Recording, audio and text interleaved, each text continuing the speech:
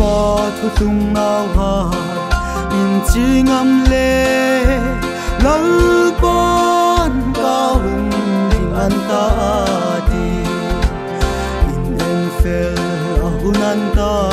unawin moro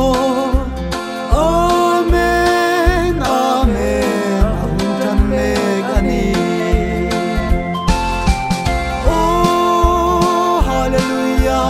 hallelujah hallelujah amen lalram pan dan chu avadang dai nge kovel ngai dan chun ding na reng reng a no zayon nau hai kan bui chung no hallelujah hallelujah hallelujah amen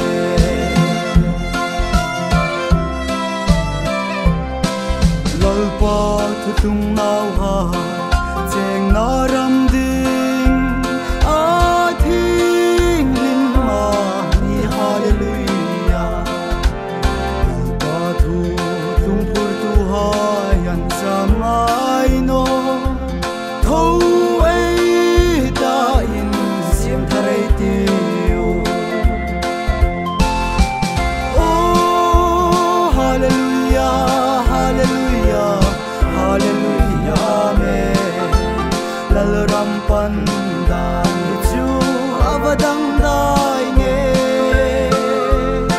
kovel nai dan chun ding na reng reng a no zayon nau hai kan bui chung no hallelujah hallelujah hallelujah amen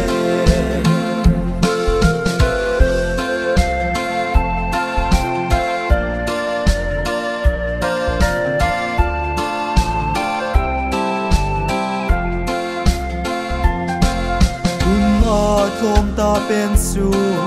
ei tiu u nau lal pa isu en singin thau le amen hallelujah ing kim sim tharan ta kalom ngei lal pa kalom ngei oh hallelujah hallelujah hallelujah amen lalram pan dan chu